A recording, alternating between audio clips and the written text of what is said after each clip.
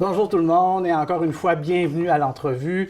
Merci d'être fidèle à l'émission et je peux vous dire qu'à chaque semaine, c'est un plaisir de vous retrouver. Cette semaine, on a le goût de vous présenter une nouvelle opportunité, une nouvelle ressource qui se met en place incessamment. Il s'agit de Représentation, dont l'objectif principal est un peu de faire siéger des citoyens. Inquiétez-vous pas, on va démystifier tout ça après avec notre invité.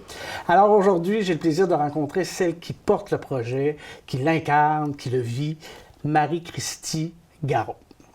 Bonjour, Madame Garot, et bienvenue à l'émission. Mais avant qu'on s'avance un petit peu dans le service, moi, des petites choses que j'ai besoin de comprendre. Qu'est-ce qui fait qu'une fille native de Rimouski, qui habitait à Montréal quelques années, qui a des études quand même assez importantes en littérature, revient en Gaspésie, dans la baie des Chaleurs, pour mettre sur pied un service pour la communauté? En fait, justement, vous l'avez un peu dit, je viens de Rimouski, donc je viens du bord du fleuve finalement. Mon père habite au Rocher-Blanc et j'ai grandi là. C'est pas si loin donc, ça quand même. C'est pas si loin, puis donc j'ai adoré mes 20 années passées à Montréal. C'est une ville qui a beaucoup d'âme et j'ai adoré, mais je savais que j'allais revenir en région à un moment donné. Besoin d'un rythme plus lent, plus décent, puis de retrouver cette étendue d'eau-là, le contact avec la nature. Donc, c'est ça qui m'amène. Les gens aussi, la chaleur humaine. Donc, voilà. C'est pour ça que je suis... En fait, je pense que les dernières années nous ont fait revoir nos priorités, finalement. Donc, je regarde. Il y a beaucoup d'emplois disponibles en ce moment. Donc, quand j'ai pris ma décision, j'ai obtenu un emploi rapidement et me voici dans la baie des Chaleurs. C'était un concours de circonstances et ouais, la vie vie a fait les étoiles étaient alignées, comme on dit. Oui, c'est ça, la synchronicité. La synchronicité. Bon, bien, parlons-en du service qui, je pense, qui existe depuis quelque temps dans certaines régions du Québec. Ouais. Hein? Est-ce que c'est possible pour vous, juste pour que les gens comprennent bien, de nous faire un petit historique, un survol un peu de comment tout ça a commencé? Bien, dans le fond, ça a commencé en 2000 en Estrie via l'organisme ProDef. Il avait commencé à organiser des rencontres régionales pour entendre la parole citoyenne finalement, puis l'amener sur certains comités. Donc, ça a commencé comme ça. Puis après, en 2005, le plan d'action en santé mentale a nommé ce besoin finalement d'entendre plus les citoyens et citoyennes sur les tables pour entendre les besoins réels, terrain, exactement. Près, puis ils ont mandaté la GDSMQ l'année suivante, donc en 2006, un peu de mettre en place un modèle pour le faire, et c'est là que Représentation en tant que telle est née. C'est comme ça. Donc, ça date quand même depuis 2006. C'est présent dans plusieurs régions actuellement au Québec, en Outaouais, dans la Naudière, dans le Bas-Saint-Laurent aussi. Puis en Gaspésie, ça fait 1 an et demi à peu près que ça existe, 1 an. Puis ça s'implante. C'est bien implanté maintenant dans la baie des Chaleurs. On commence l'implantation dans la MRC de Rocher-Percé actuellement. Il était implanté déjà, mais vous voulez... Ouais. Ratisser plus large, aller vers l'autre MRC. Ouais. Puis Dieu sait que la MRC Rocher-Percé est durement touchée par toutes les réalités. Ouais. Et c'est important d'entendre ces personnes-là. Les besoins terrain, il y a plein d'angles morts finalement. On connaît bien les besoins en général. Les intervenants sont là pour les nommer, pour les voir, mais il y a plein d'angles morts finalement qu'on ne voit pas s'il n'y a pas cette parole terrain-là pour nommer ça, cette réalité-là.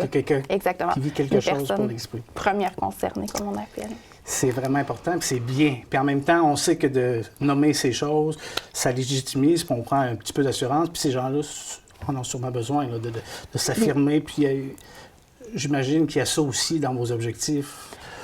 Oui, c'est vraiment une démarche d'empowerment, en fait. Puis je vais aussi faire une précision par rapport à la Gaspésie. Partout ailleurs au Québec, ça couvre seulement le volet santé mentale. Je dis seulement parce que c'est déjà assez vaste. Exactement. Donc, première personne concernée, ça veut dire qu'ils vivent actuellement ou qui ont vécu dans le passé des enjeux de santé mentale. Et à ça, on ajoute en Gaspésie tout le volet justice sociale. Le financement vient entre autres des plans de communauté en développement social de chaque MRC. Donc, vraiment, c'est tellement intrinsèquement lié de toute façon des enjeux de santé mentale qu'on a envie dans la durée, on est plus en même de connaître la précarité finalement, et l'inverse est aussi vrai. Donc, c'est ça, c'est la spécificité ici qu'on connaît en Gaspésie. Puis, comment ça fonctionne dans le fond, c'est vraiment une démarche d'empowerment. Donc, on va à la rencontre des citoyens et citoyennes via certaines activités des organismes communautaires ou du développement social, comme c'est le cas en ce moment dans Rocher-Percé avec les petites assemblées. Donc, on va pour écouter les besoins, parler aux citoyens de la structure qui existe, oui. Mais avant d'aller un petit peu plus loin, si vous permettez, on va expliquer vraiment c'est quoi représentation et Puis là, ce que vous me dites, dans le fond, c'est comment les citoyens peuvent être interpellés par votre offre, c'est ça? Oui. Alors, c'est quoi exactement Représente-Action? Ça fait quoi? C'est quoi ses objectifs? On a dit tantôt faire siéger des citoyens. Mais c'est plus large que ça. Dans le fond, c'est une plateforme, justement, de parole collective. Dans le fond, la parole collective, c'est une parole citoyenne, mais plutôt que de parler au « je », ça va être une parole au « nous », finalement. Pouvez-vous nous donner un exemple de ce que vous voulez dire pour dans le fond, les gens par exemple, si j'ai vécu des enjeux de santé mentale importants ou de la précarité financière. Donc, j'ai des exemples. Je connais mon vécu, mon bagage, les situations que j'ai vécues. Mais quand je vais aller sur les comités, par exemple en santé mentale, sur la table en santé mentale, je ne vais pas juste parler en mon nom propre. Je vais avoir parlé avec les autres délégués qui ont levé leurs mains, finalement, pour connaître leur vécu, pour connaître leur réalité, les lignes directrices qui veulent mettre de l'avant, les priorités, par exemple, qui veulent mettre de l'avant et tout ça. Donc, ce ne sera pas juste mon vécu qui va être mis de l'avant, mais le vécu du nous, finalement, du groupe. C'est ça, la démarche de représentation. Donc, c'est ça, c'est une démarche d'empowerment. Empowerment, pour les gens qui nous écoutent aussi, c'est comme de retrouver un peu un certain pouvoir sur notre vie. Exactement, c'est exactement ça, finalement. Puis, dans le fond, en faisant ça, c'est des gens qui ne sont pas nécessairement habitués de faire Bon, c'est intéressant ce que vous dites. C'est pas des gens qui sont habitués à aller faire des conférences puis tout ça. Là. Exactement, de s'exprimer en groupe comme ça. Fait que moi, je suis là, dans le fond, pour orchestrer tout ça puis les accompagner, donner un peu de formation également, puis les accompagner sur le terrain pour voir comment ça se passe.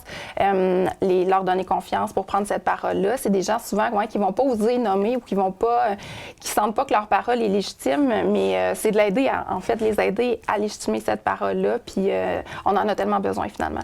Donc, c'est ça.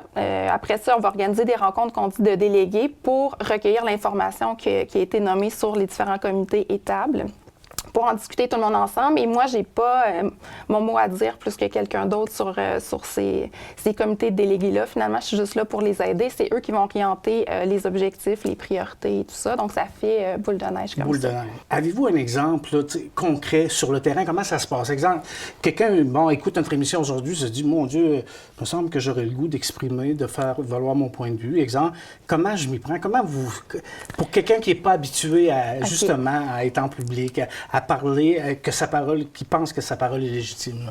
Bien, dans le fond, un exemple un peu plus large, je vais revenir au spécifique. Il y a eu 2 rencontres citoyennes dans les MRC de Bonaventure puis Avignon au mois de septembre. Et suite à ces rencontres-là, on a recruté 4 délégués. Donc, 2 dans les MRC Avignon, 2 dans les MRC de Bonaventure. Et elles m'ont dit c'est quoi leurs intérêts. Des délégués, vous voulez dire? C'est des gens qui ont levé la main pour aller sur les comités. C'est des personnes intéressées à faire partie. Exactement. Ça s'appelle un délégué, OK, d'accord. Oui, c'est ça, exactement. Puis dans le fond, par exemple, il y a 2 personnes qui ont nommé leur intérêt pour un comité action lié à la bienveillance envers les aînés, tout ça, dans la MRC de Bonaventure. Donc, cette semaine, on est allé rencontrer la responsable de ce comité-là pour qu'elle leur en parle un petit peu plus, puis dire c'était quoi les objectifs pour l'année en cours. Puis, la prochaine rencontre est dans un mois, et donc, je vais accompagner les 2 délégués, finalement, sur ce comité-là, pour qu'elles nomment leur point de vue, finalement, c'est quoi qui est important pour les aînés, qu'est-ce qui est recherché pour telle action, finalement, c'est orienté vers les cartes de Saint-Valentin, puis la journée contre la maltraitance envers les aînés, ce comité-là. Donc, justement, on veut connaître la réalité des personnes premières concernées. Donc, elles vont s'exprimer comme ça. Donc, c'est des personnes que vous avez vues, qui ont été interpellées par cette offre-là, qui ont dit « j'ai le goût d'essayer quelque chose ». Vous les accompagnez dans des choses plus officielles. Vous les coachez un petit peu pour qu'ils prennent la parole, puis qu'ils vas-y, ce que tu as à dire, c'est important, puis ça fait du sens, puis tout ça. C'est un peu du coaching aussi. Oui, d'une certaine façon, c'est du coaching. C'est aussi une forme de sensibilisation de l'autre côté aussi, parce que les comités puis les tables nomment leur désir d'avoir une parole citoyenne ou une parole, c'est ça, citoyenne collective. C'est des beaux concepts intellectuels aussi. Bien, en fait, c'est que ça demande une certaine gestion du changement aussi, dans le sens où, des fois, il faut modérer le rythme ou le niveau de langage pour que ce soit accessible pour tout le monde. Fait que, tu sais, on travaille en collaboration là, avec mes collaborateurs de proximité, les responsables de ces comités-là. Donc, pour à la fois sensibiliser les gens, s'assurer que la personne première concernée comprenne de quoi il en retourne tout le temps, puis se sente à l'aise de s'exprimer, créer un safe space, comme on dit. Oui, puis on veut qu'elle vive des succès à travers ça, qu'elle soit fière d'elle. Exactement, c'est ça. Si on parle d'empowerment, on veut qu'elle reprenne un petit peu de confiance en exactement. C'est une démarche vraiment intéressante. Et Dieu sait que on parle du droit de vote, même les gens, plusieurs personnes ont cessé de voter.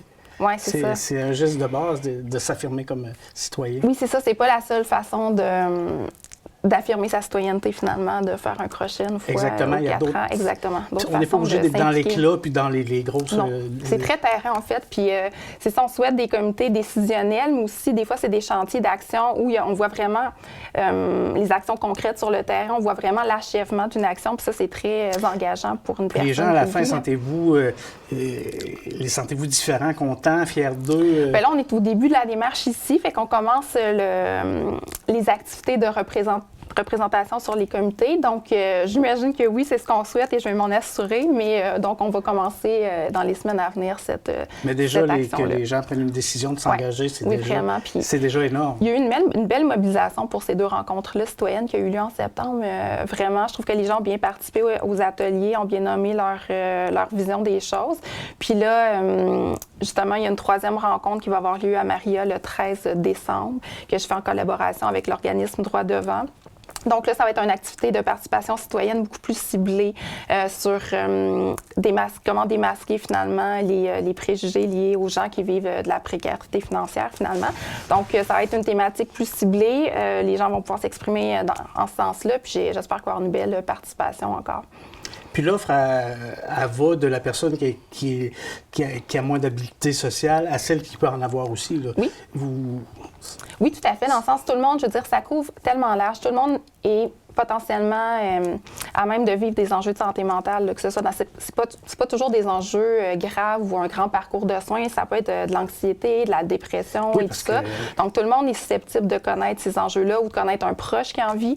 Donc, ça s'adresse vraiment à tout le monde, cette démarche-là. Puis, on essaie de faire des pairages aussi complémentaire, si on peut dire. Quelqu'un de plus extraverti qui va se sentir à l'aise de parler dans un groupe versus quelqu'un qui est peut-être plus introverti, mais qui a une meilleure écoute ou qui sait plus lire entre les lignes ou que peu importe. Donc, on va essayer de faire des pairages comme ça. Je suis curieux de savoir, vous avez parlé au début de l'émission de justice sociale. Oui. C'est quoi au juste ce concept-là exactement pour que les gens nous comprennent bien? Bien, la justice sociale, dans le fond, c'est que tout le monde ait les mêmes chances. Je veux dire, on ne part pas tous au même endroit, au même départ, finalement, dans la vie. Donc, c'est pour essayer d'amoindrir cet écart-là entre les gens mieux nantis, ayant plus de possibilités, donc plus de pouvoir sur leur vie et sur ce qu'occasionne, en fait, l'espèce de crise qu'on vit en ce moment. Avec la hausse de tous les prix, finalement. Donc, les gens qui sont plus autonomes, qui sont mieux nantis, ils souffrent moins de cette crise-là, finalement, alors que les gens qui étaient déjà dans une forme de précarité ou d'isolement... ça s'est accentué. Exactement, ça s'accentue. Donc, c'est de réfléchir ensemble à comment on peut réduire les écarts de plus en plus et d'offrir à tout le monde les mêmes chances, finalement, dans la vie. Quelqu'un écoute notre émission aujourd'hui, puis se dit, moi, je me sens interpellé par ça, j'ai le goût de... Comment on entre en contact avec vous? Comment on peut vous rejoindre? Comment ça se passe un petit peu, la procédure? Bien, dans le fond, on a une page Facebook, donc Représentation Gaspésie. Représentation Gaspésie. Oui, Gaspésie tout d'un bout. Donc, c'est là qu'on va afficher, qu'on va promouvoir nos activités. Donc, celle du 13 décembre, cette semaine, ça va être à l'affiche. Puis, les activités qui vont avoir lieu dans la MRC de Rocher-Percé à venir, je vais les mettre là, c'est sûr.